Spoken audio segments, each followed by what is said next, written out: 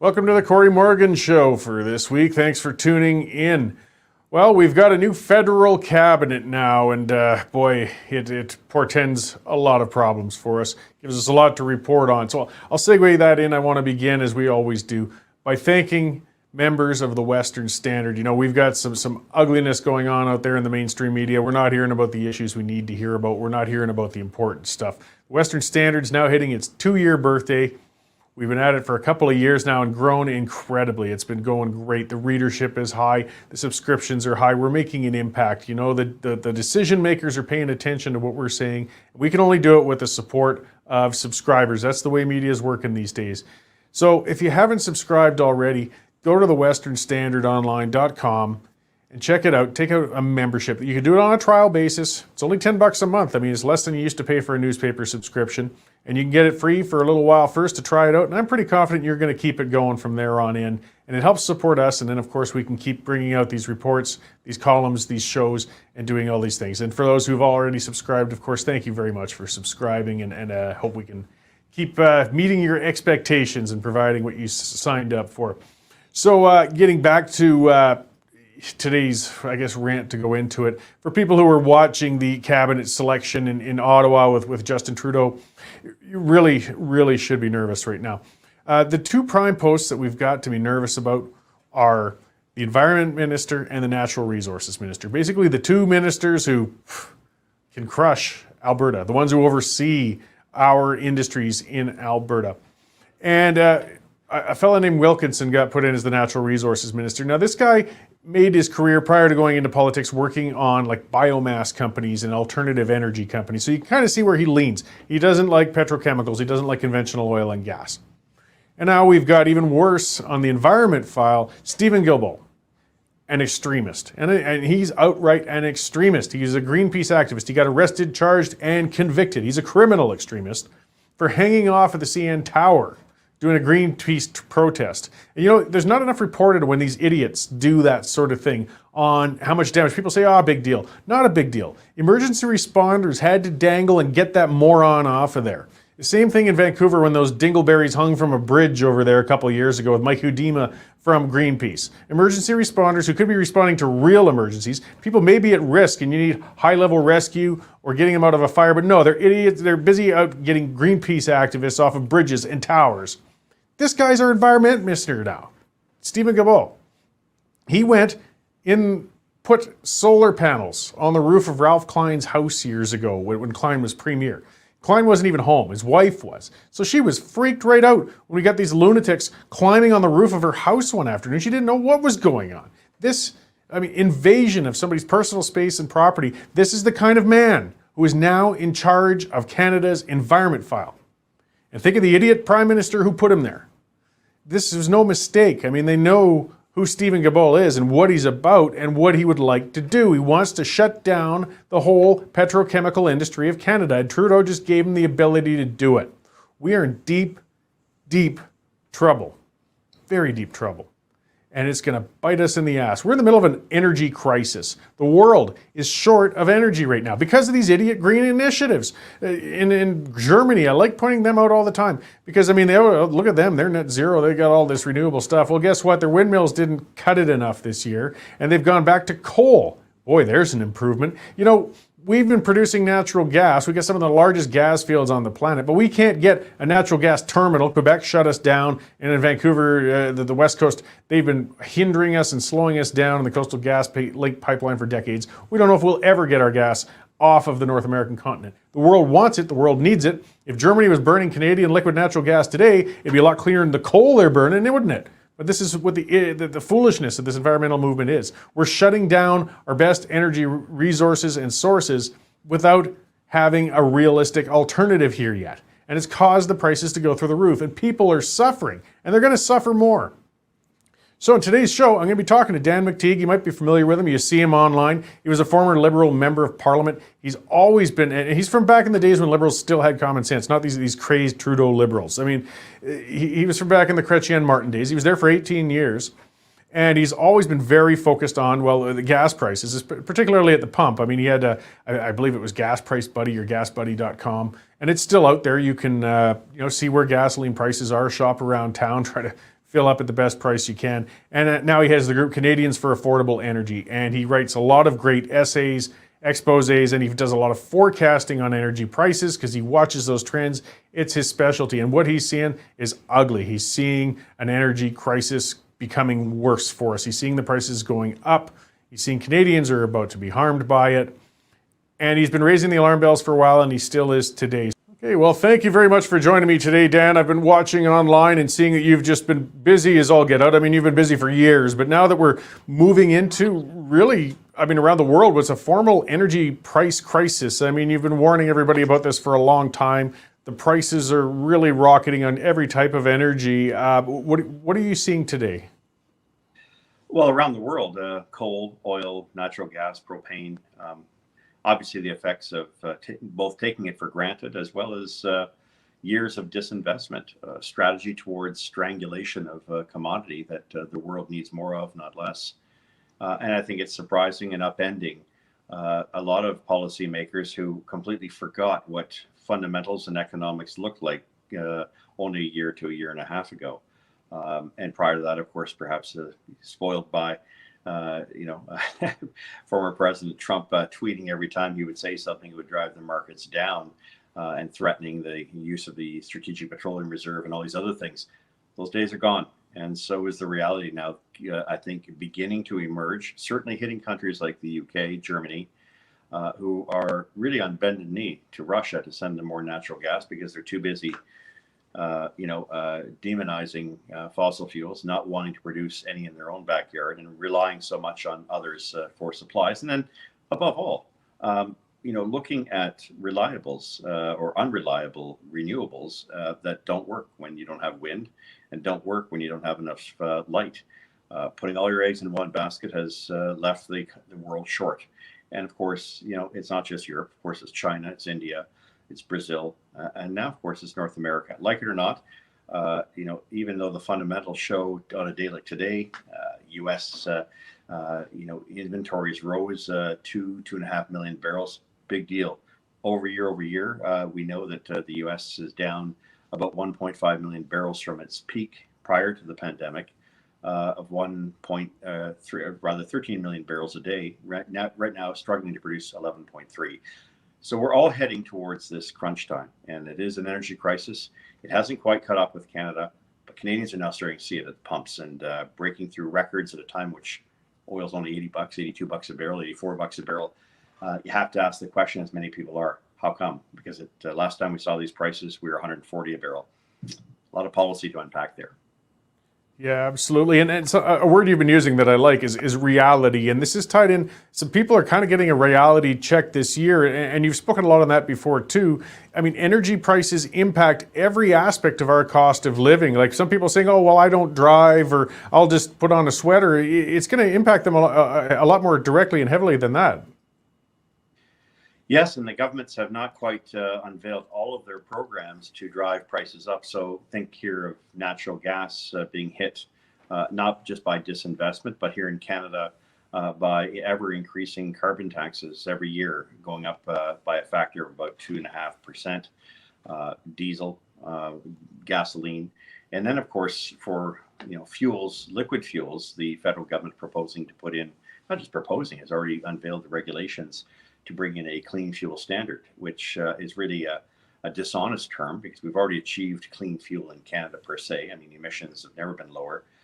What it really is an attempt at foisting yet even more of a carbon regime where we have to go to the carbon credit markets, which is not regulated, which is not very well defined, but which currently stands at about 15 to 17 cents a liter. So on December 1st, 2022, apart from all these increases in the carbon tax, the first one to $170 a ton, you now get hit with a one fell swoop, one-time hit of at least 16 cents a liter.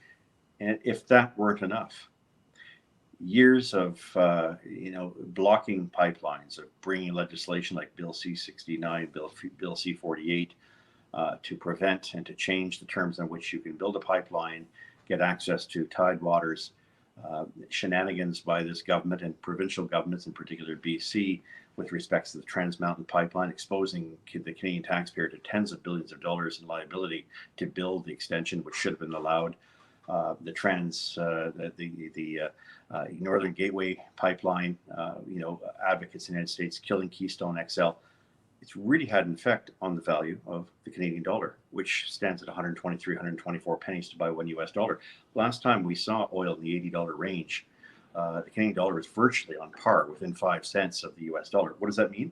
Every single commodity we use in this country is priced in US terms. So if it doesn't respond to the fact that we're not selling enough of our oil, if Canada is not seen as quite the attractive place to invest your money, it means that we see a substantial lessening in our purchasing power. In other words, inflation. And it's the one that no one likes to talk about, economists tend to turn away from, but you can't escape simple reality. I need the Canadian dollar when I do my gas price prediction for the entire country. I've been doing it for, God knows, 25, 30 years. No one's paying attention to this. I am, and that's why I sounded the alarm weeks ago, in fact, months ago, that we were walking towards an energy crisis, and it's now right in front of us. Yeah, and you have been sounding the alarm for quite some time.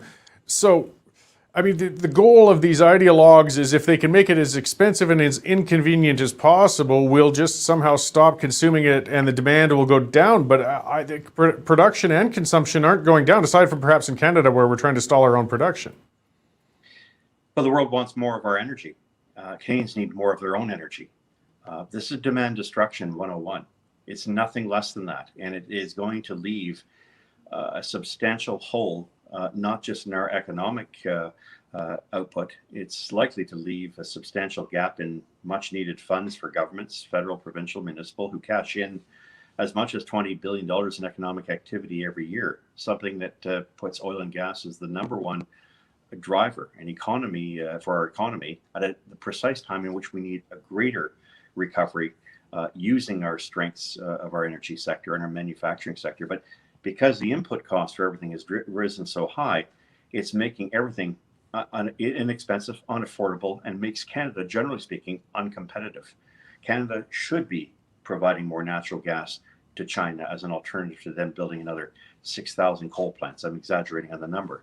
Canada should be at the forefront of being able to provide the world our clean technologies and energy that comes with it. Canada should be in a position to export our labor, protocols, which are second to none, our regulations, our stewardship of the lands that we use. But we have navel gazers in Canada. Let me strike that. We have allowed charitable organizations, and this came out from last week's Allen report in Alberta, which I agree in principle with. We have allowed foreign charitable groups who are not about charity at all, who don't do a damn thing for the poor in their country or around the world, invading this nation and basically putting us in a situation where we've lost probably $150 to $200 billion worth of economic activity. What Canada's potential is $8 trillion, and yet banks, investment, pensions, other groups are saying, spend $2 trillion of money you don't have, Canadians, to make a few more windmills, buy some EVs, maybe attract some subsidies from some of the U.S. manufacturers so they build car plants or perhaps battery packs here in Canada. This is dangerous. A dangerous move towards a world of magic and make-believe. And I think Canadians are going to get a real taste of what a harsh winter is when you have such bad, errant, deceptive public policy running the country and driven by elites in the financial sector, even in the oil sector itself, I have to say. Well, and then looking for any sense of the reality sinking in on the federal front, it's not looking very good. We had our new cabinet unveiled the other day. Our natural resources minister is a man who's been focused on renewable energies, heavily subsidized ones for some years. And of course, our environment minister, Stephen Guilbeault, is to be honest, a radical environmental activist. I mean, the government does not seem at all interested in expanding Canada's energy capability. They seem pretty determined to shut us down. Well, some scary characters, apart from the fact he's an ex-con and try to scale a building I can see, the CN Tower. This is a fellow who, in his previous portfolio, was prepared to involve himself with, legislation and regulations to bring about severe restrictions and what we would consider to be limitations to free speech in legislation, which amounts really is tantamount to censorship. So the same character with the same baggage, with the same radical ideas on the world and Canada in particular, is now going to be in charge of the most important industry we have in this country. And his sidekick is now truly responsible for issues around natural resources. Talk about the proverbial foxes monitoring the chicken coop. Look, I can get as strident and as angry and as purposeful and factual about all this, but the only way this is going to end is not just the defeat of the Liberal Party, because I got to tell you, every single party represented in the House of Commons right now, in this last election, has a view that we have to move ahead on the clean fuel standard, on regulations for the industry, on carbon taxes, to varying degrees. And so I'm not pulling any political punches here. What we need to hear from is people who basically say, I can't afford this. And in a country that is blessed and for which substantial amounts of money have gone into building our energy and resource infrastructure, when farmers can't get fertilizer at a reasonable cost because natural gas prices have gone through the roof, and when consumers can't afford food, vegetables, and meat, and when Canadians and manufacturers and business can't get back up and running, who's going to look after the finances of this country? Who's going to be able to pay for their social programs and our pensions? Look, I spent 18 years as a Liberal member of Parliament. Part of that in foreign affairs, another part of that on the energy file. And I didn't make a lot of friends in the energy sector, believe me, because I went after them in the Competition Act. This is not about taking on an industry. This is about killing an industry that is absolutely fundamental to the way of Canadian life, or the way that the Canadians have enjoyed their life. And without it, by going down this woke road, you're going to wind up like the UK and many other jurisdictions in the world in which we are going to be staring poverty right in the face. And that comes this winter, regardless of whether people like it or not, Cory. It's going to take Canadians to wake up finally and push back on these, on these individuals who pretend to provide policy that is, at the end of the day, extraordinarily detrimental to the human condition and our standard of living and affordability here in Canada.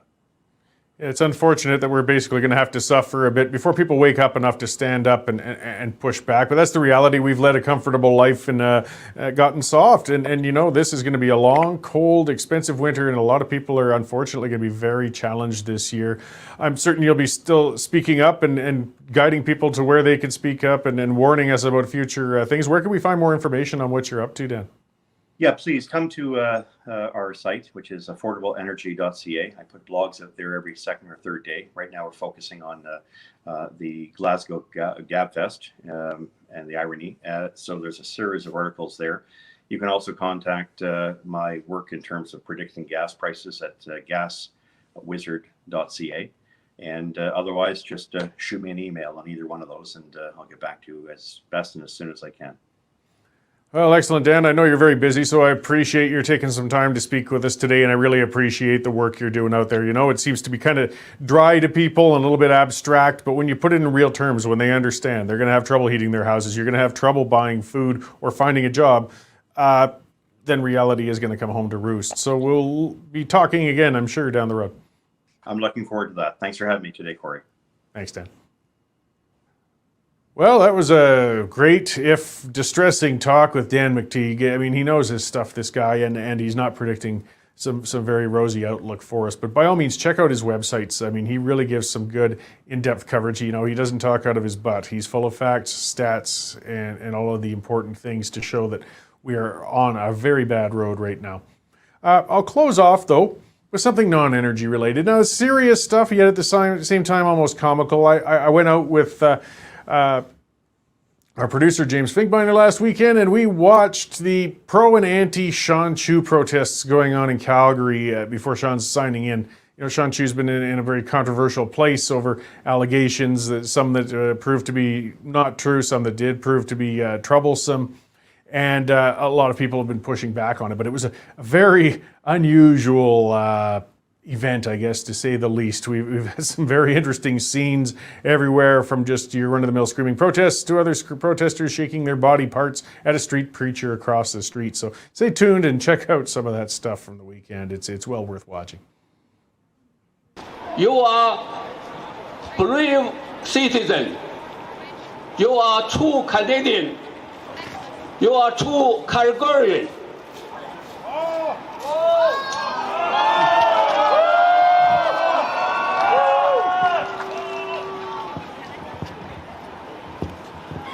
We are a group of ordinary citizens in Calgary.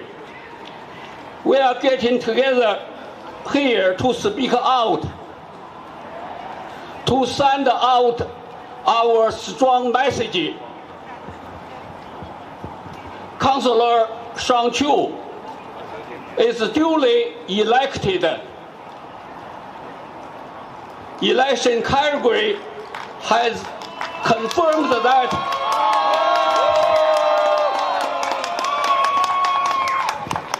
people spoke and voters have spoken. In the past 7 years, he did an excellent job. Excellent job!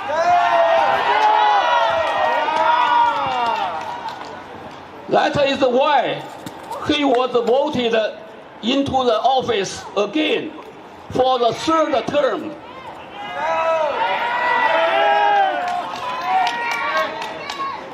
Despite the controversial media report 3 days before election. Of the pro and anti-Sean Chu protests, I'd say perhaps 400 people came out for the anti-Sean Chu side, maybe 200 on the pro-Sean Chu side. They're now lined up, as you can see behind me, on both sides of the street, shouting at each other. They're doing an impressive amount of chalk drawing on the road. It's certainly changing the hearts and minds of many people, I'm confident of. But things might get a little tense here pretty soon. The police are trying to separate them. The Black Lives Matter group has been active in here. There's people waving those flags, saying all cops are bastards, calling the cops names, pigs, the usual stuff from the left. Meanwhile, again, the pro-Chu side is sitting on Olympic Plaza side. It's about as vitriolic and as terrible as I would have anticipated from this crew of the usual suspects. They're calling Chu a pedophile. They're saying the girl was 14. They're saying he's a rapist. The usual sort of things. And they're abusing police officers as heavily as they can. I don't see much being settled in the Sean Chu conflict here. The one thing I can say on a sunny Sunday afternoon, if this is the amount of people that actually come out on this, it's not as serious as a lot of the media and others want to make it out to be. And maybe most Calgarians want to see due process happen and find out what happens in the long run. Perhaps a recall when the legislation comes in, or perhaps a vote on Sean in 4 more years and they can formally re-elect or fire him at that time. What we're simply seeing here is an attack on fiscal responsibility from this leftist virtue signaling mob. And this is what we need to fight against. And I think today's turnout here, you can see how many people care about this. And I think this is the beginning of a long battle against this creeping fiscal irresponsibility and irresponsible decision making. We all know what drives Calgary. We all know we need to drive this province forward. Calgary is a big engine of that, and we need sensible decision makers. Sean Chu is a thorn in the side of this new mayor. We've seen it. She's calling it out right now. So I think that what we have to be is we have to be thankful that she's laid her hand out right early, right at the beginning. The ugliness of her side of the city council is being shown to us. Defamed. We've all done something wrong at some point in our life, whether it's stealing a pencil, doing something criminal, whatever it is. At some level, we're all equal in that sense. Sean Chu got elected. We need to respect that.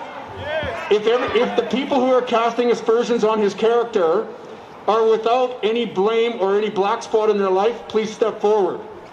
Okay, start with me. I'll just get your name. Richard. Richard. Well, so, I mean, it's a beautiful Sunday, Richard. You know, lots of things we'd be rather doing probably on a fall afternoon. What made you decide to come out here today? First, we have to respect the election system here. So if anybody was elected by the voters, only the voters can make the decision whether should keep him or let him go. So what I see is, before anybody go into the details of what happened in about 20-something years ago, Gondek, our newly elected mayor, already said that she won't sworn in Sean. This is exactly an abuse of power. She even herself, she even not sworn in yet, and then she already said that she will not sworn in Son. Yes. And then other politicians, they just come up and say that, oh, Son, you should resign, before even look into the details. So in the last couple of days, I checked on all the reports about what happened on this incident. Actually, everybody, I think most of the people, they did the same thing as you went to a bar when you were young, met somebody, and then go home. And if you went to a bar, you pick something up, or you meet somebody, you take this person back home, do you expect this person is underage? And I think this is because for some of my background, I know in a lot of the places around the world, a lot of the mafia, the gangs, they use this kind of a sex trap to control a law enforcement officer to do some dirty things for them. So this may be a trap at that time. And the situation is, Son has gone through all the investigation internally and externally, everything, and then the only thing he has done wrong is he touched this woman when he is with his uniform. Okay, so but he already got a red card, a bad merit. They also filed it as a misconduct, and no charges were laid. He was not prosecuted, and he can still be the police officer for the next 10 years, more than 10 years. Yeah, that's an important part to clarify. I mean, there never was a criminal charge or trial or anything of the sort. They didn't find enough to be criminal in this, though people are acting as if he'd done something illegal. I mean, perhaps it was questionable, but it wasn't necessarily illegal. Exactly, because I read the news. They interviewed the female officer who hold the investigation at the time, and then this female officer said that the girl involved have a very conflicting evidence. She told something while it's conflicting with some other things, so she found that her statement is totally not reliable and cannot be trusted. Yeah, on Western Standard Online, actually, we published this story, and the adjudicator did find during the internal police investigation that there was, as you said, inconsistencies, and they couldn't believe some of the things because the girl had claimed things like he had pulled a gun on her or that he was at home in a uniform, and these things were not found to be true. So that's why maybe this girl was on drugs or whatever, but what I see today is even more scary.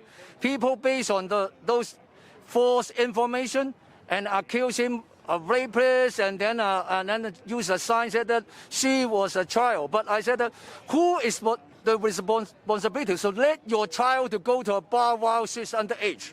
And then this is a licensed bar. Why the bar will not verify any customer come in to check the ID or the age? So to me, it may be a far more bigger conspiracy, or maybe some other things we do not know. But what have happened? What was the investigation told us? Son has did something maybe not right, but this is not lead to a kind of a criminal prosecution or anything illegal. So that's why I will still support him as a councillor. Great. And what would you like to see happen after today, then? I have no idea, but I can share one of my personal story. A few years ago, there was a fire in Hidden Valley. It's very close to my house, who is rented out. And then I found that this is a fire close to my property, so I just rushed there. When I went to this place, I found Son was already there. So he has been doing his job in the ward. That's why I will always support him. Great. Well, thank you very much for talking to me today, and hopefully this all somehow gets resolved soon. Okay, thank you. Thank you. She was 16 years ago. She was 16 years ago. She was 16 years ago. She was 16 years ago. She was 16 years ago. She was 16 years ago. You never know what I'm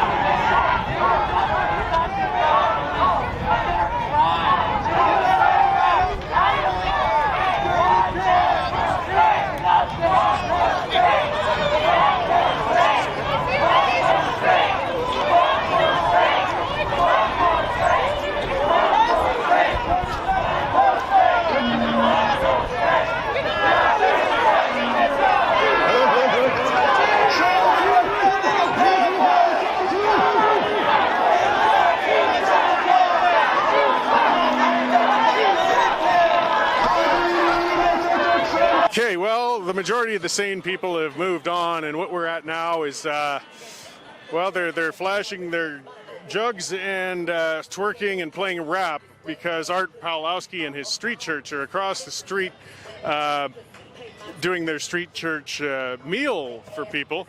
So things are getting really surreal and weird. But something in an irony our producer pointed out, because they got upset that the street church was playing music, and they said we must play rap to cover it up.